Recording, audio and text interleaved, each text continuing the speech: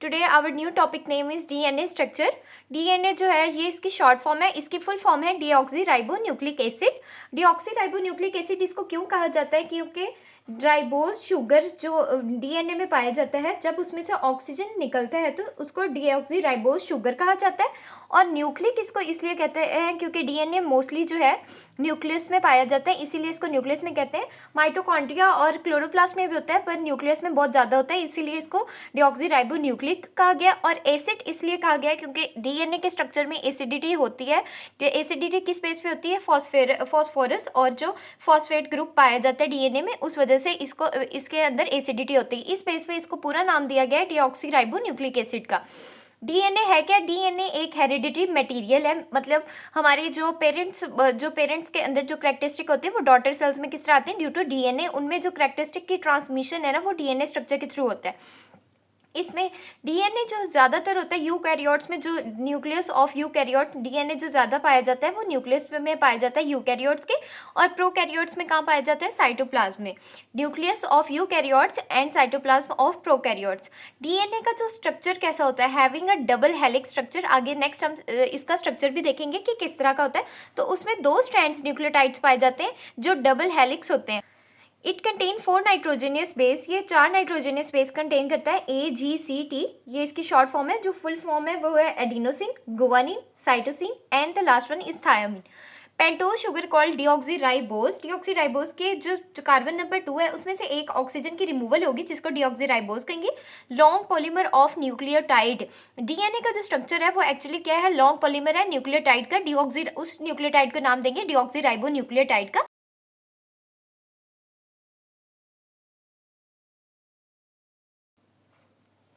Diagram बना ली। Diagram के बाद ये जो स्ट्रक्चर दिखाया गया है ये है डीएनए का स्ट्रक्चर। जिस तरह हमने पहले बात की कि ये डबल स्ट्रैंडेड होता है, ये एक इसका सिंगल स्ट्रैंड है और ये साथ ही एक डबल स्ट्रैंड इसका होता है। ये 2 स्ट्रैंड्स मिलकर डीएनए का स्ट्रक्चर कंप्लीट करते हैं। और ये जो इसके अंदर एडिनोसिन और गुआनिन, जिस तरह ये जो येलो कलर है ये आपको शो कर रहा है ये एडिनाइन है, और जो ये ब्राउन कलर है ये थायामीन है, जो रेड है ये गुआनिन है, और जो white one is the cytosine. ये इसको शो कर रहे हैं और इनको नाम दिया गया है बेस पेयर का। और जो यही स्ट्रैंड्स जो है इनको कहा गया है sugar phosphate backbone.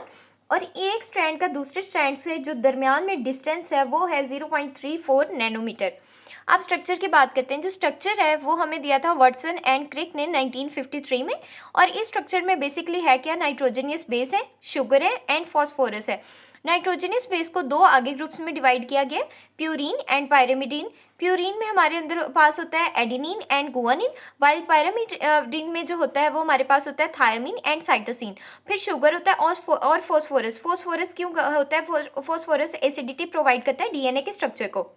Sugar phosphate backbone run in opposite 5 to prime to 3 direction anti parallel. हमने पहले स्ट्रक्चर देखा कि उसका जो डीएनए का स्ट्रक्चर होता है वो बिल्कुल इस टाइप का होता है। ये होगा डीएनए का स्ट्रक्चर। और वो कहते हैं कि ये जो है ना एंटी पैरेलली, मतलब पैरेलल नहीं होते, पैरेलल होगा इस तरह और एंटी पैरेलल जो होगा वो हमारे साथ होगा इस तरह। तो ये जो रन करेगी ये 5 प्राइम टू 3 प्राइम, मतलब एक साइड पे अगर 5 प्राइम कर लें, एक साइड पे 3 प्राइम कर लें, और इस साइड पे 5 प्राइम कर लें और एक साइड पे 3 प्राइम कर लें, तो ये इस मैनर में हमारी तरफ एंटी पैरेलल डायरेक्शन की तरफ ऑपोजिट मूव करेंगी। नेक्स्ट हमारे पास है 2 strands are held together by hydrogen bond between nitrogenous base A=T। मैंने तो इस तरह याद किया। और G जो है इसके अंदर ट्रिपल बॉन्ड हो गए, आगे होगा साइटोसिन के साथ। अब जो 2 स्ट्रैंड्स है ना वो किस तरह आपस में क्यों जुड़े हुए हैं? ड्यू टू हाइड्रोजन बॉन्डिंग के थ्रू हुए हैं और नाइट्रोजनियस बेस के दरमियान। जो एडिनिन है वो थायामीन के साथ डबल बॉन्ड बनाता है, वाइल जो गुआनिन है और जो साइटोसिन है वो आपस में ट्रिपल बॉन्ड्स बनाते हैं हाइड्रोजन बॉन्ड के। नेक्स्ट हमारे पास आता है 2 strands are anti parallel if we know the sequence of the one strand we can guess the other strand. जी ऐसे अगर हमें डीएनए का एक अगर हमें पता चल जाए स्ट्रैंड की सीक्वेंस क्या है तो हम दूसरे की इजीली बता सकते हैं। हमें पता है ए के साथ कौन सा बनेगा, जो बॉन्ड है वो है टी का, और जी के साथ सी का बनेगा। और इसको अब हम फिल कर सकते हैं। ए के साथ आएगा टी, टी के साथ ए, सी है तो यहाँ सी के साथ आएगा जी, और यहाँ सी है तो फिर से जी आएगा, और अगर जी है तो यहाँ पे आएगा सी ए टी, टी के साथ आएगा 1 ए सी के साथ ट्रिपल बॉन्ड दिखाए गए हैं और यहाँ जी आ जाएगा।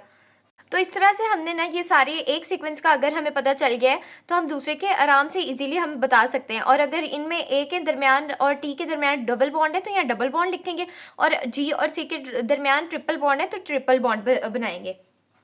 अब बात करेंगे डीएनए के बॉन्ड्स के बारे में।